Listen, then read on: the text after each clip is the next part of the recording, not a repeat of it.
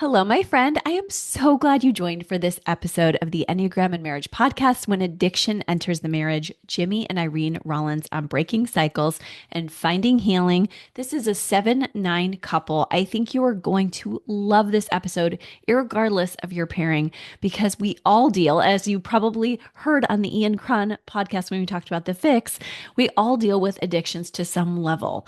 And so just being able to talk about this with Jimmy and Irene candidly today about how this can actually be very real, even in a ministry couple, and often is, and also how they walked through.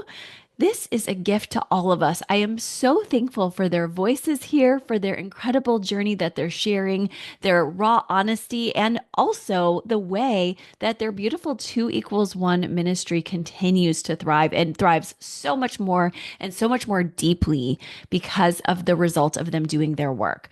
When we think about addiction and relationships, as you know, we often focus on that practical aspect, behaviors, consequences, recovery programs.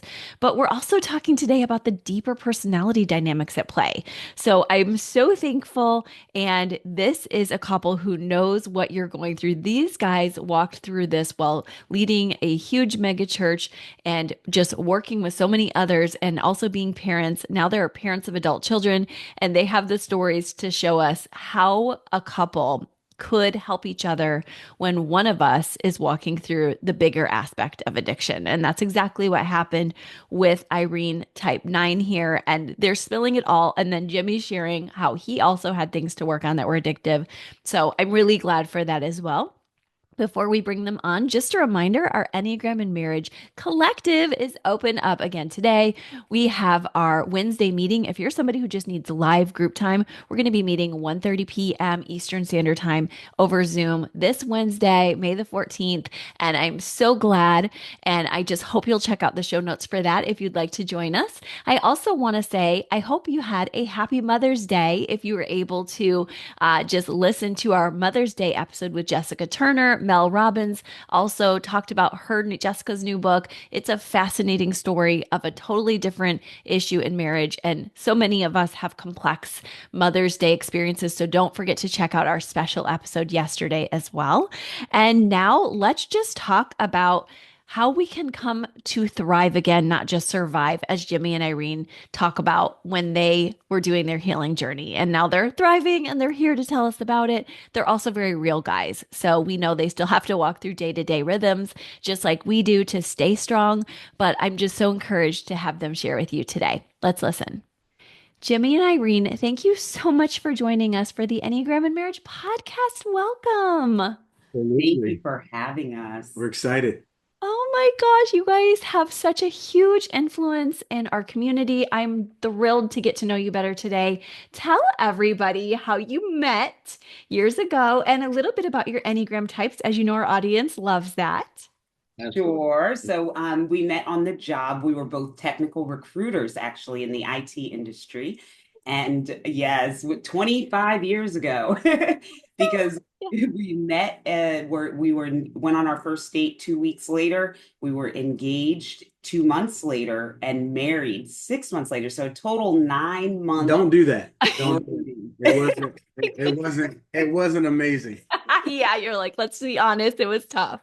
But Yeah. that's being real, and everyone here loves real. So thank you. Go on. And so I was attracted to everything that was absolutely the opposite of me. I'm a 9, so I'm peacemaker, and I tend to lean towards wing 1, so that perfectionist. But And yeah, what am for I? sure, you're 7. I'm a 7. Yes, and the I think I need to enthusiast. take the test again though, because I feel like at 51 I've evolved. My Yes. my Enneagram is evolving. Yeah, I love that you guys are like 9-7 pairing, but also knowing I was just actually for this coming week's episode talking about when we have more than one pattern. So I Mhm. like to know that. And you also shared that, Irene, like you're like, I have the one wing. And so that helps listeners who are maybe new. I noticed we had a lot of new listeners on Spotify this year to know like where our goal is expansiveness. So as Jimmy and Irene share, they're going to know their main gifts. And we're going to see if Jimmy's right about that 7 or not, or if he's like, yeah, it's also changed. But like, it makes me happy that you guys are just shedding light on the fact that you are growing and you can see evolving because, like you said, you got started in a whirlwind. Yes, Absolutely. absolutely. And you know what? To be honest with, because I'm obsessed with the Enneagram. Oh, So yay. Jimmy actually has evolved for because we pastored a church for about 11, 12 years. Yeah. Prior to that, it was 10 years where we served his parents and they were the senior pastors, and he was more of an eight. He Mm, functioned 100% more of the eight. Because I had to be. He had to Up be. makes He he evolved into his true seven over the past 3 years since we stepped away from full-time ministry and have been in the marriage world. Wow, that's Yeah. really neat. So you've got two patterns. One of them was a survival pattern. The other Yeah. one is more of your true gift. Your light is bringing joy in the world. Yep. And so you're like, that is my gift. But yeah, you've had to use different parts to survive. So I'm glad Irene has noticed this too, because it helps us with our narrative of what growth is our spouse doing. You guys talk a lot about how addiction, resentment, these were big pieces of the marriage. Again, so grateful, whatever level of vulnerability you want to share. Everyone here loves that and also understands that you are human. And so thanks for sharing that. Tell us a little bit about your story through some of those darker pieces when you get a moment.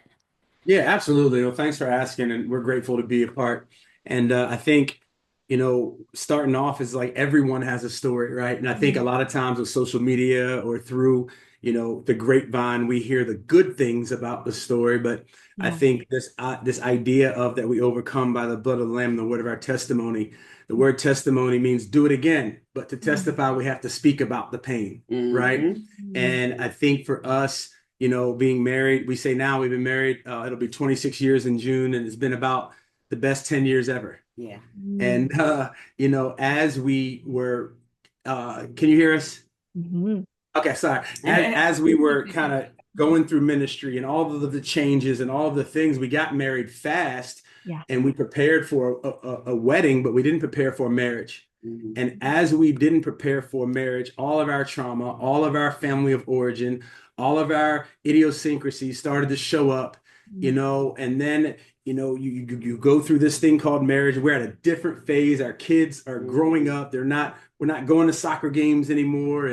And all of our pain just started to come to the surface. Mhm. And while pastoring our church, we weren't healthy. We were here called to do this great commission as pastors, and all of those things started to happen. And I wasn't present at home. I was winning at the wrong thing, which we also often say that winning at the wrong thing equates in losing at the right thing.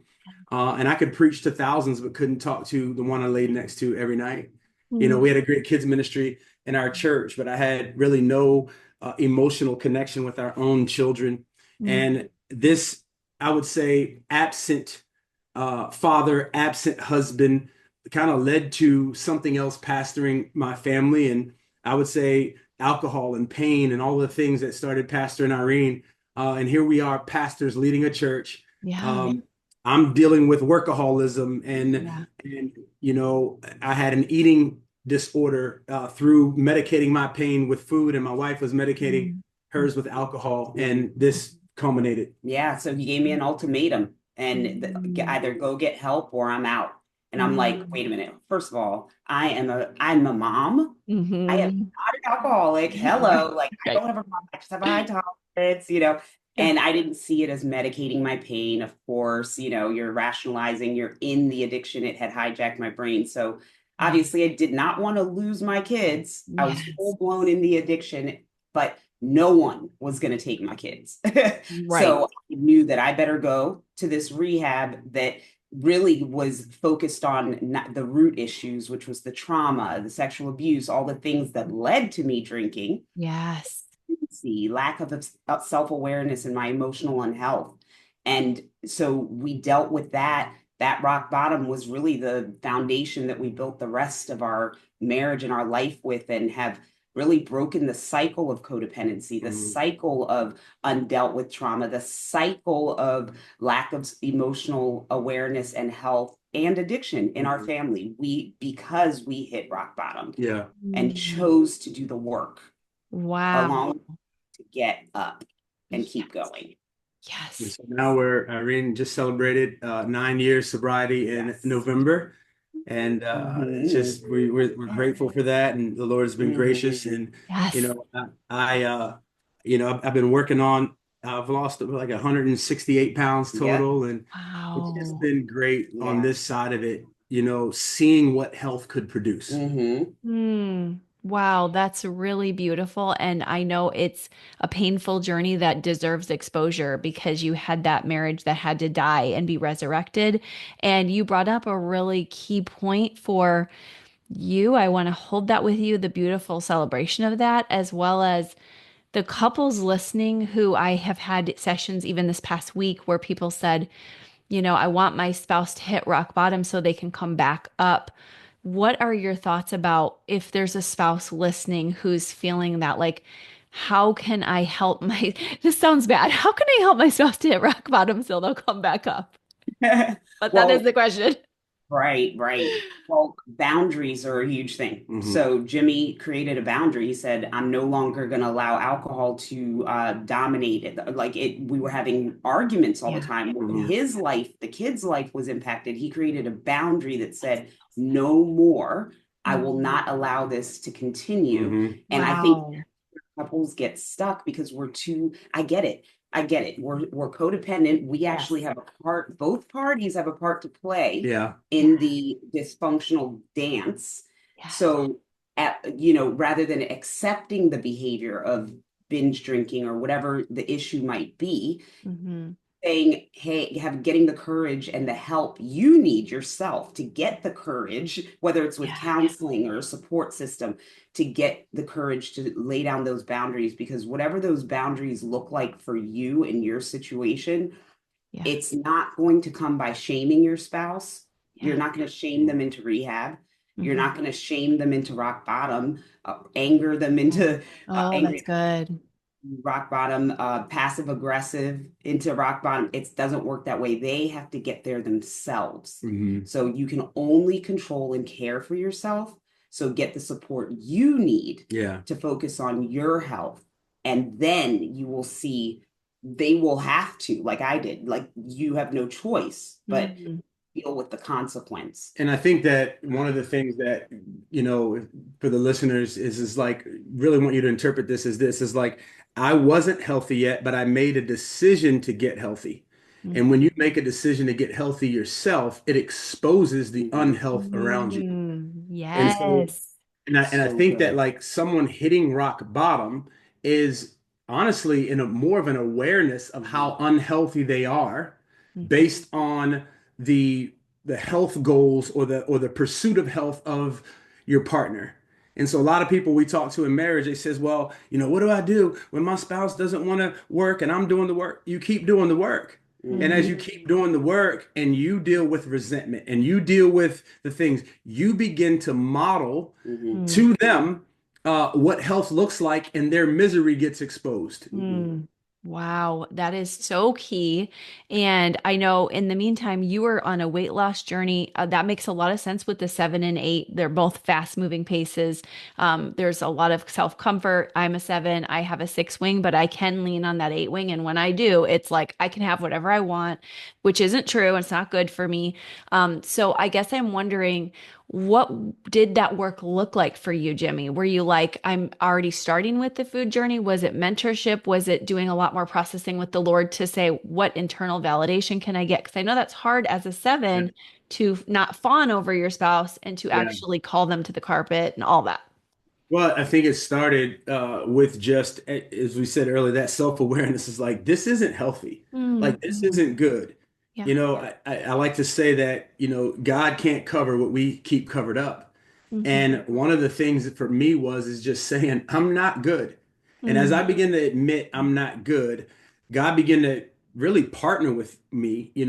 If his strength is perfected in our weaknesses, Yeah. it's incumbent upon us to be aware of our weaknesses Mhm. Mm. so that his strength can be perfected in those. And so I became aware of my Yeah. weaknesses. And with that, started coaching, started counseling, started talking with an accountability source, of Mm-hmm. someone in my life, who held me accountable, who knows what I'm capable of, but also what God created me for. Mm. And as I did that, I started just taking step by steps, which all honestly, I was in the hospital bed with congestive heart failure. Hmm. And so Mm. it was Rock bottom. That God was his really rock bottom. used that that season of my life to expose everything that I'm not so that he could be the fullness of who he is could be revealed Mm. in everything that he wanted me to be. Yeah, Oh and if my I could add God. there, I think Yeah. the timing of everything, one thing people don't realize is that, all the attention gets put on the person in the addiction. Mm-hmm. So I was in rehab, all the attention was on me. I'm the sick one, but Yeah. everyone in the family, and especially the spouse, is just as sick emotionally as the Right. person in the addiction is Yeah. sick. Yeah. So everyone needs to get Mm-hmm. well together and recover together. And Yeah. I was 6 months sober. Jimmy had been watching me do the work, go to IOP, do EMDR, go to counseling. Like went to meetings. I woke up every morning, did my meditations. Like I got into a process of this is my new normal. Yeah. He was in that hospital bed and he said, "You know what? I've been watching my wife face what, Mm. her weaknesses all this time. It's Mm-hmm. time for me to reach out and ask for help." Mm. And he said, "I need help." And I'll never forget it. He's like, "I got to turn this thing around. I got to get healthy." And it switched. Wow. Look at how in marriage, it's not, we don't bring 50-50 to the table. It's always like whatever you have to give, you Yeah. bring to the table. Yeah. And at that time, I had more in the tank and he had less. And when I was in rehab, he had more in the tank and I had less. And, Yeah. we just help each other out that way. So I think that was just a fascinating thing of how it Mhm. turned and he was able to lean on my strength, even though I was only Yeah. 6 months into my own recovery journey. Thank you. Thank you for giving people that hope that sometimes you can start getting good self-soothing practices and spiritual time with the Lord, that you can start making yourself available to your spouse too. It doesn't mean like this one's going to be always making you walk on eggshells. It's no, Irene did her work. It doesn't mean there haven't been times when you guys are stressed, but when you do your work in the proper way, you start to have a more stable foundation. And Absolutely. I love that then you were able to say, hey, I know Ian Cron's book recently came out and he was on the podcast talking about how everyone has a fix. Everybody has an addiction. Yeah. And he was sharing how we want to bring Christ into that. And you brought up 2 Corinthians 12:9, Jimmy, one of my second favorite Bible verse out there, of how we needed to be authentic too. So anyone who is listening as that partner, make sure you're looking at your stuff, is what I'm hearing you guys say. And even if for a little while you need to get somebody stabilized, you also can be doing your work, because otherwise I'm hearing you guys say you're going to be codependent or depending on each other for your sustenance Yeah. and not getting balanced. Is that right?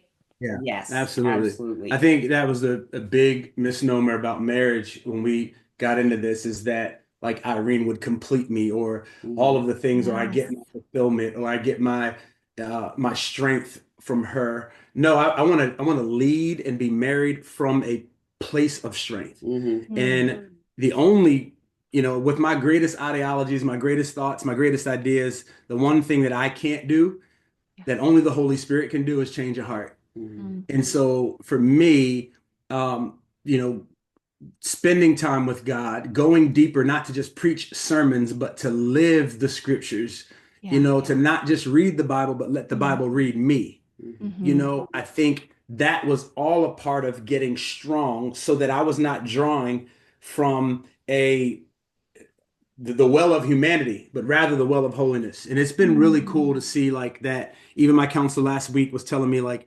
you can't, you have, remember, like Irene doesn't, her responsibility is not to fill you. Her responsibility is not to do all of these things. You get that from God. Mhm. Yes.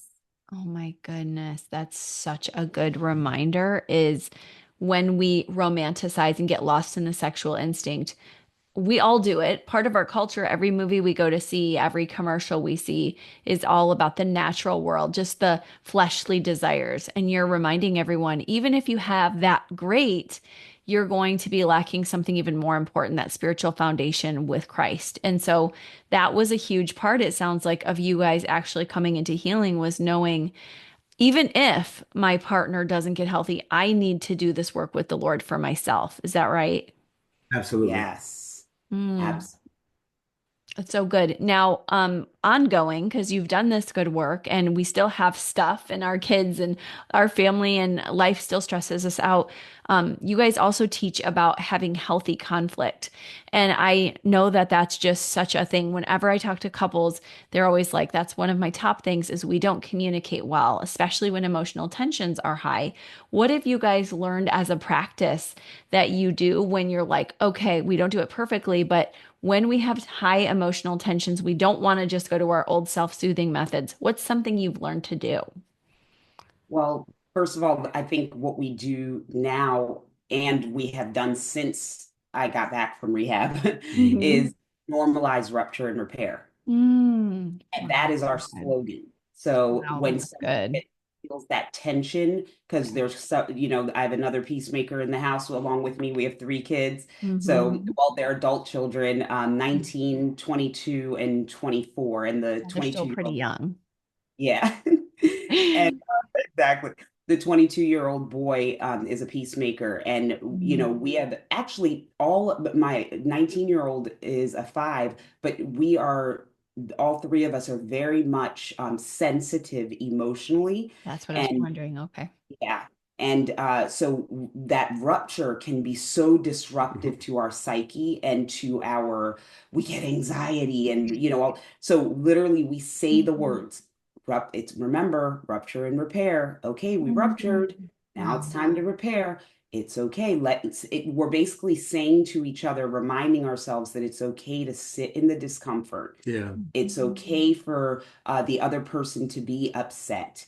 It's okay for somebody to be angry. Mhm. Like, it's not, we have such a hard time with someone else being upset because we're people pleasers. And It's Mhm. so, it's basically that form of being others esteemed, right? So like Mhm. if I am not comfortable with Irene being frustrated, upset, I haven't normalized like there's going to be conflict in marriage. I want to feel okay about myself, Yeah. right? So Mhm. what I'm doing now is I make up scripts, Mhm. or and depending on your Enneagram, depending on, if you're a tiger or a turtle, we teach this in our book. If I'm the Mhm. tiger, I want to fix it right there, Yeah. right? Or aggressively and loudly. aggressively. We're going to talk about it right now because I want to feel better about how I feel. And Mhm. what I do in those seasons sometimes, in that, in the conflict, if we were to say negative conflict, I would just want her to feel as bad as I feel, Yeah. right?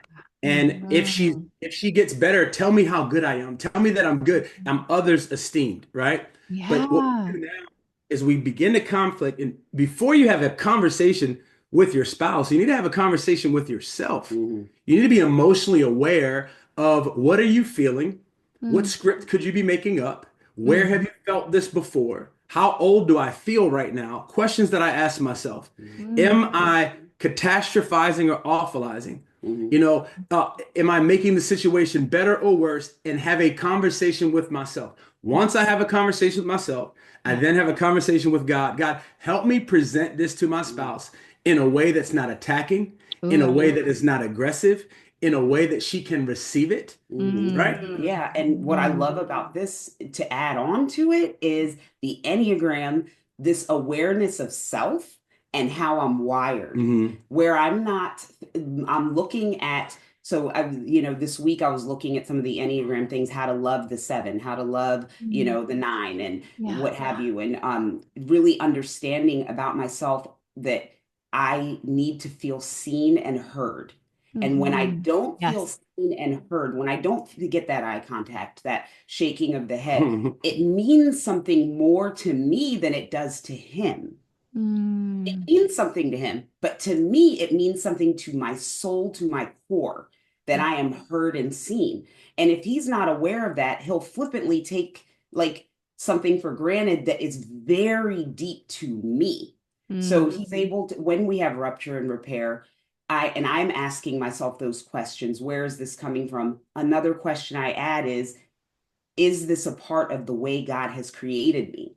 It's Yeah. because I tend to guilt myself and shame myself, as in you shouldn't be wanting that from your spouse. You Yeah. shouldn't. I should all over myself. Yes, you're one So, wing, but yet nines are the peacemakers, and blessed are yeah. the peacemakers. So there is a part of you that God did honor that that's how you're wired.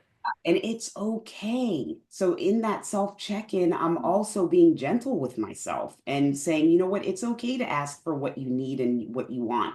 That's the growth element of the nine. Like I can ask for what I need and what I want. And right now, can you look at me in the eye Yeah. and put the phone away for 5 minutes? Or I Right. promise I won't make it super long. Like, but Mm. can you give me your undivided attention? Because I just really need it. My soul needs it right now. Yeah. Oh, and that when Jimmy learns, hey, this is a nine who has felt unheard, I think it changes everything Yeah. because Hmm. then he can rise up to a healthy hero, not like a codependent one, but like, oh my gosh, I get a chance to show her that she matters.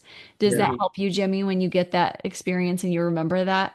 Absolutely. And I think in normalizing conflict, we also have to take, like, not let conflict spill over in every other area of our Mm, lives. And I think for me, and being an 8 or a 7, whatever mhm. season I'm in, Yeah. it's so easy to make, little Yes. things, big things. It's so easy Mm, to catastrophize. It's so easy, yeah. if you're not in charge of it all, just to say it's all bad, Oh my right? gosh, yes. And I think that, one of the things that I do now is what I try to do, I'm not perfect at this, Yeah. is to kind of look at the situation, life experience from her point of view. That's good. And this requires something that we teach in this book is listening to understand, not to be right or to respond, Hmm. So right? good. And so if we listen to understand, then we don't have to stay in the cycle or what we call the dance of this thing happening over and over and over and Mm, over again yeah. because I want to be right. And I Hmm. think in conflict, we want someone to be wrong. We are looking for someone to fail a test. We are looking for someone to say that our idea or our thing or our way is better. But Right.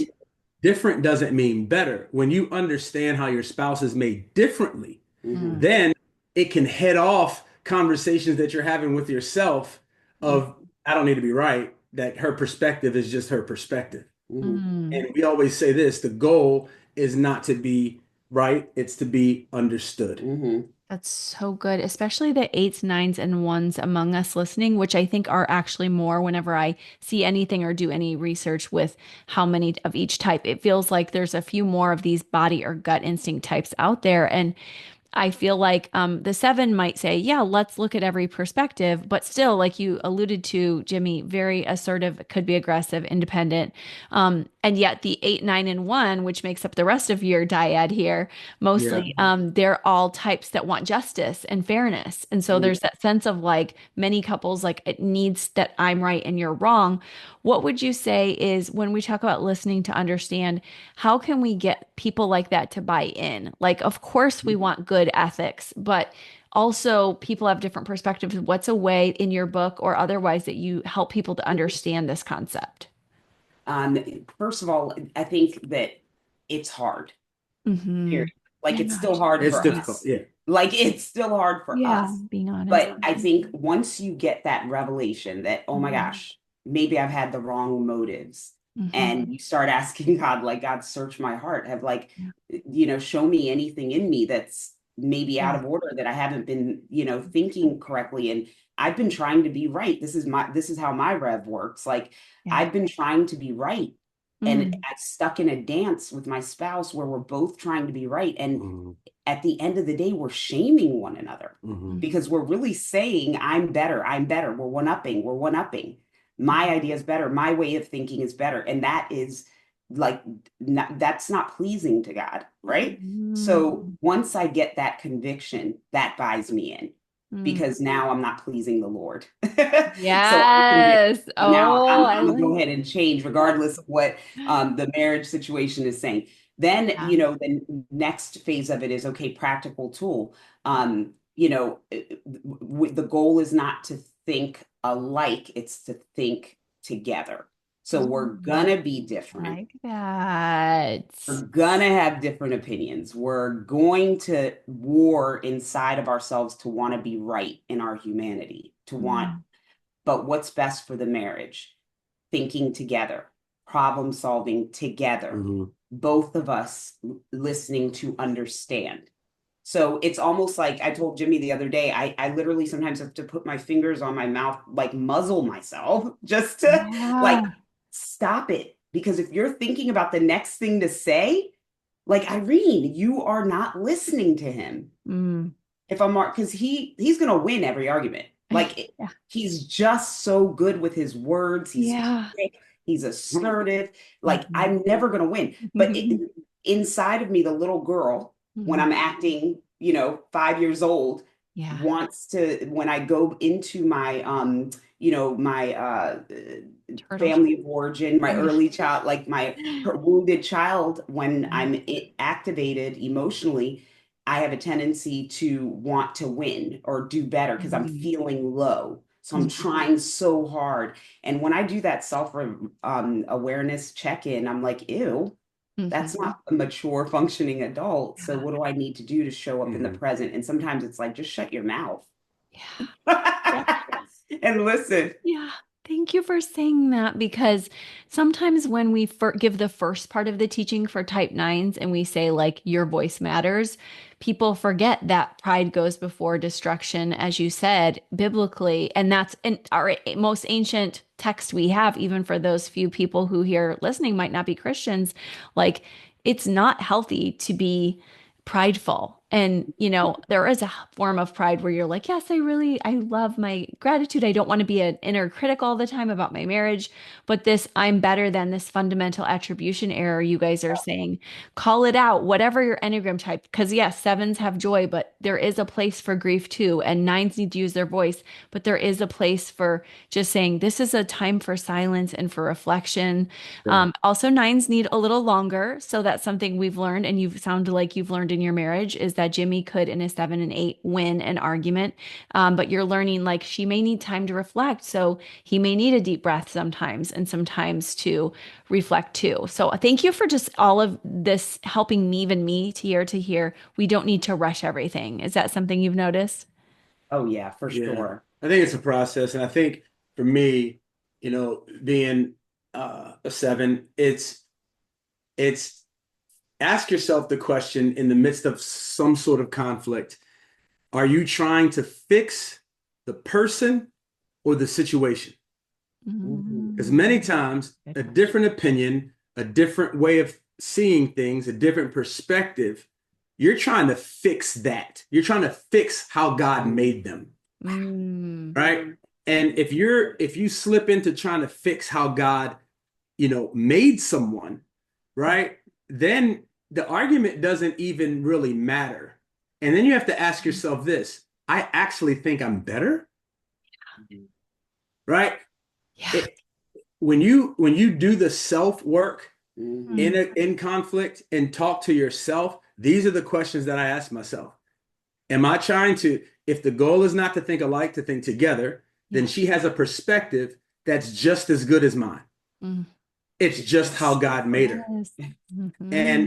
And if we can get this concept, then we can leave a difficult moment, a moment of communication. We can leave with this: do you feel heard? Yeah, I feel heard. Do you feel heard? Yes. And the resolution is, we're heard, not we're right. And not even finding a solution sometimes. Not a solution. We just table it. Yeah.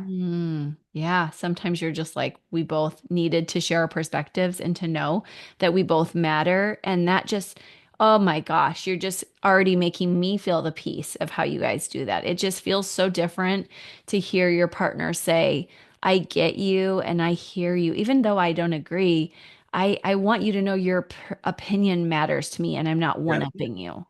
Yeah. Thank you for saying that. That does a little bit of a different slant on John Gottman's "we all have these irreconcilable differences, and that's okay." I like your way even better because it holds the other opinion with respect and with love. And that's so great for foundation of marriage. What do you guys feel like are things for couples who are like, okay, we do fight, we are working on our addictions. Thank you for these tips. How can we get from surviving to thriving? I notice you guys talk about that too. Mm-hmm.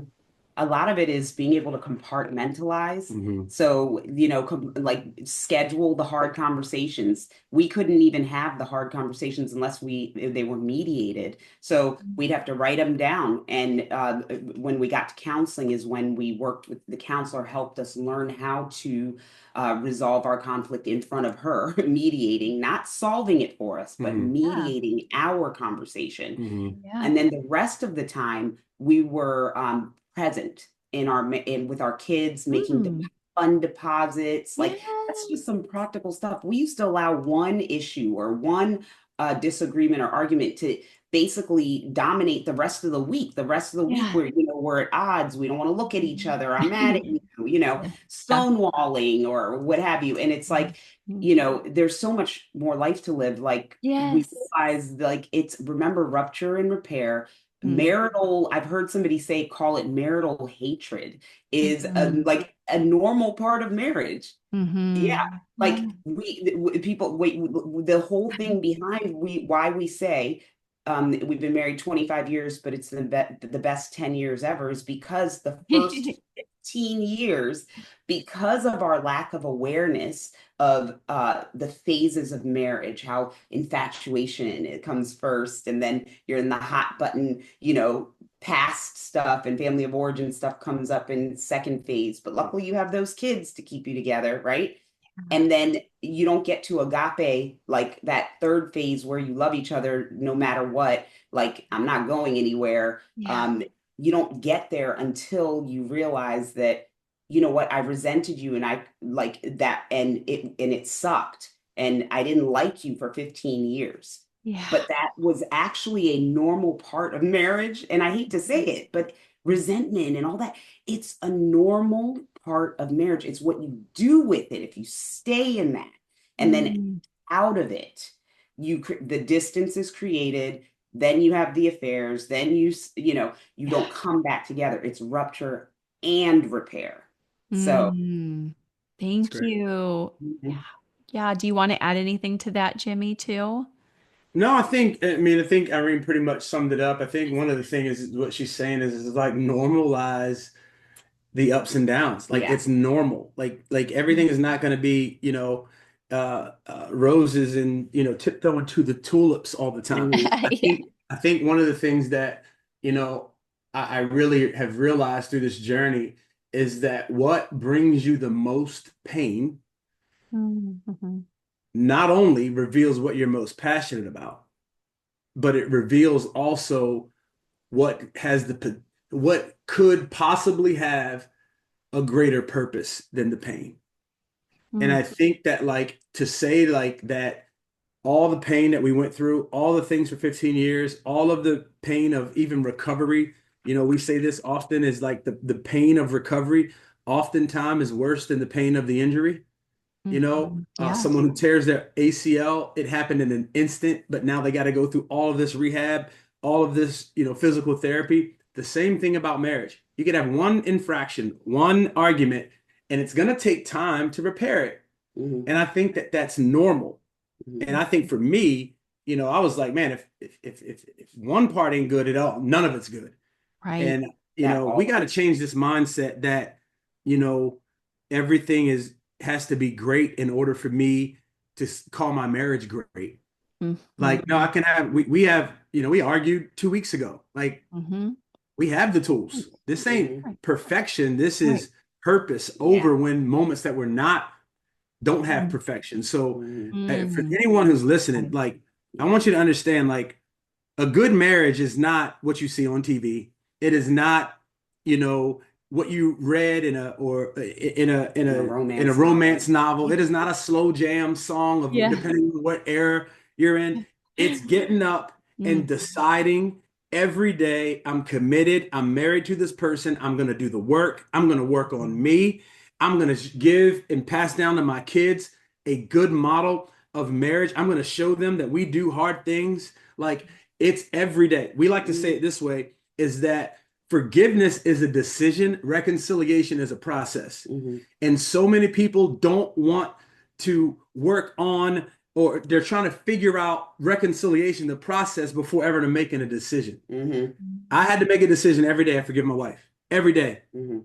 every day, every day. Yep. And And that was your process. And yeah, then for me, it was I had to say, what's under the anger? What's under the anger? My work to do was Mhm. I only saw the anger and like, oh, he hates it when my hands are up and like closing.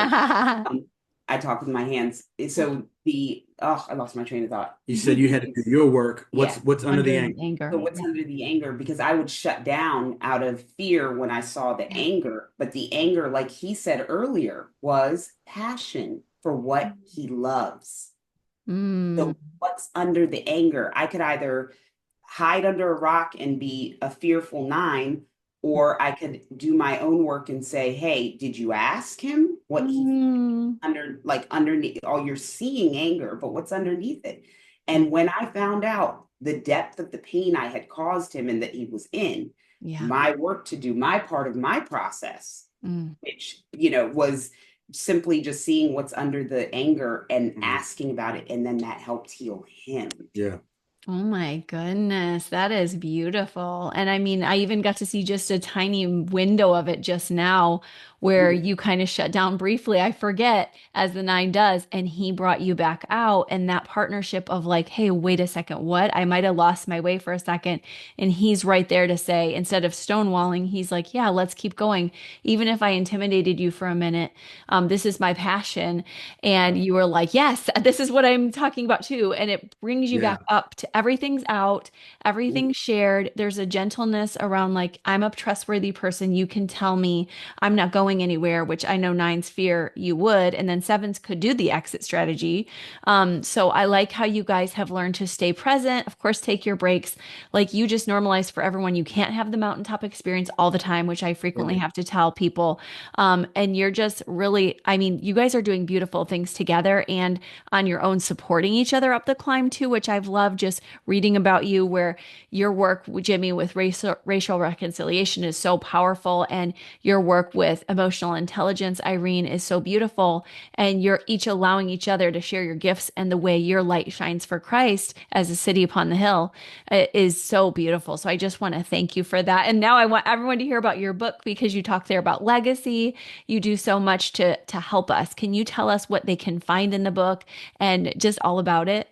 Yeah, well, we're super excited about it, and everything that we just shared on here in some form of fashion is in the book, and also the tools. Like it's not just a testimony book; it is Mm, tools of Yeah. how love to that. have and how to Mhm. figure out your marriage equation. What we talked about earlier, irreconcilable differences. Like no matter what people get divorced for, it's cited for the same thing, irreconcilable differences. And we believe that your differences don't have to divide you. I Mm, actually believe that your differences can speak to one whole marriage. And that two mm, equals one is not two, people becoming one person. It's two people becoming whole, one, mm, united in matrimony of marriage, in the beauty of marriage for a greater purpose.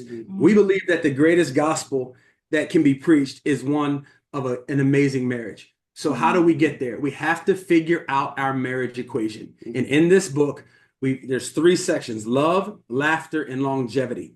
mm, Right? Like love is what do I really say? What do I mean when I say I love my spouse or I love something? And what are the things that are coming at us to not love one another? And then once we get, this definition of love, we get to laughter, right? A lot of people just suck at having fun. Come on. Like fun has just robbed Mhm. from their marriage. Like it's absent. They don't know how to dance. Everything they did to get one another, they don't continue to do to keep one another. yeah. Mhm.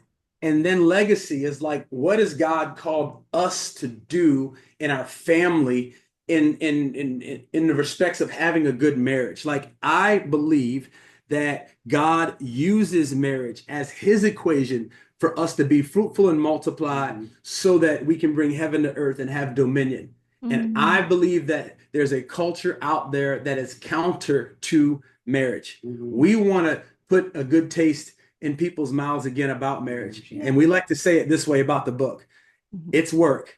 There's a workbook too. And here's a thought: you're not allowed to complain about the marriage that you refuse to work on. That's right. mm, And we are challenging people to do the work in the book. Work. And it's not a one and done. It's a continued for the rest of our lives.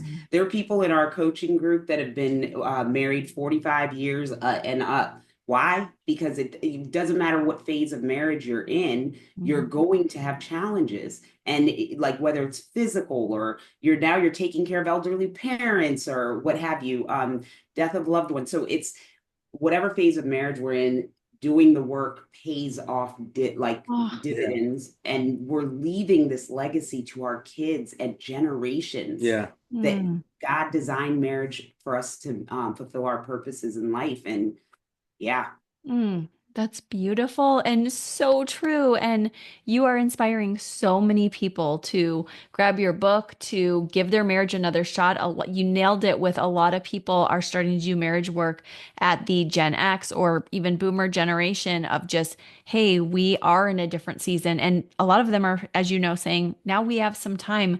We don't want to be that couple who our kids say about us and our legacy, like they couldn't stand each other, which I hear a lot of in my sessions. And so I'm just so proud of you guys for doing that. I know the Lord is so proud of you.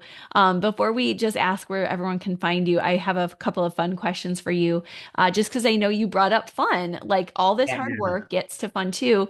So what is a fun date night behind that you've had, and or day, and what is a fun one you hope to have in the future? And maybe each of you can take one of those. So in the past, one of my favorite things is I ride in the golf cart while he plays golf. Oh my God. So and so I get nature. Yeah, I know, such a 9.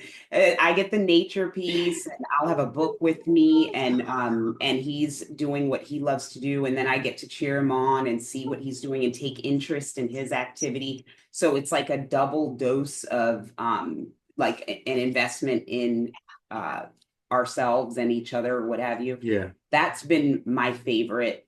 But on a regular basis, we like to sit on the couch and be home alone. Like it stays now at 51 and 48. Like now it's like let's get a movie, let's get some good food, and chill on the couch with the dogs and take pictures and send them to our kids, which are adults now, of like how old we are. And so, but we do like to like also like dream together, and like a dreaming session would be like getting in the car, getting coffee, and going to look at houses that we can't afford, and get ideas and things like that. So like I think that a lot of people make excuses like doing things that are fun, like going to a comedy club, doing some things, going shopping together. Like there's so many things that you can do, movies, all of the things. Like we know all of these things. We just have to make a decision that we are going to spend time thinking about that and not waiting until the moment to do it. Because when you wait till the moment and you don't schedule it, you're like, never mind. It's too hard. Exactly. So you just make it a priority. Yes, thank you. That just blesses me so much. And I am the one in our marriage who always schedules our date nights. And then in my 7, I feel bad to like call my husband on it because I know he's a 1 and he feels guilty to do it. He feels he should be helping all the time. And I did that even this week. I've done it a million times. And I'm like, do you think we could fit in a date night? And he's like, I have to finish our son's video. And I was like, I know, but I think it would be really good for us. And it was like his stress was like so big. I knew it would be good for him too. And he was like, yeah, let's do it on Friday. And then when we get out on the date night, every single time, he's the one who doesn't want to come home. So it's just that encouragement for people, like knowing, like we each have our roles to play. And then I have to be the one to be like, we've got to go home. Let's get back to the kids. So thank you for just sharing the realness today with us. That is my favorite thing. No one is perfect. We're all in process, but we have some really big tips you guys have inside the book and here that we just can't thank you enough for. So where can everybody find you, your awesome pages, your amazing book? Well, you can get the book anywhere books are sold, Amazon, Barnes and Noble, Target, anywhere books are sold. But also visit our website, and that's, you spell it all out, 2equals1.com there. And then Instagram is, my handle is I am Jimmy Rollins, and Irene's is Irene Rollins, and all the things there. We're on YouTube. Just look up 2equals1 anywhere. I think it's the only ministry called 2equals1. So we're kind of easy to find, but we want to come alongside you and your spouse. Like no matter where you are, no matter what stage you're in, like we're going to spend the rest of our lives investing in marriages. And we want to thank you for trusting us. Yeah. Wow. Thank you guys so much. What a joy to get to know you. Absolutely. The feeling is mutual. You. Thank you guys so much for tuning in. I hope that you've really enjoyed and grappled with and processed your own journey as Jimmy and Irene so vulnerably shared. Please find all of their notes in the show notes for you so that you can continue to be encouraged by their story. Allow yourself to take one thing from today that you're going to bring with you. What's the journey piece for you going to look like? Hold that, take a deep breath. I'm so proud of you for doing this work with us, for being here, showing up for you and your people this week. You're going to thrive so much more because you did. And I know little by little, you can have those 1% better conversations or even do something huge now, too. That's going to be up to you and your story and where you're at. Don't forget about our collective, our membership group for those who want to talk about wounds and trauma bonds. That's our first topic this Wednesday, but we shift all through. Every month is different, and we have a great time just exploring Enneagram and marriage topics together. And don't forget yesterday's special episode with Jessica Turner. All of that is in the show notes. I hope you guys have a great day. I'll talk to you soon. Bye bye.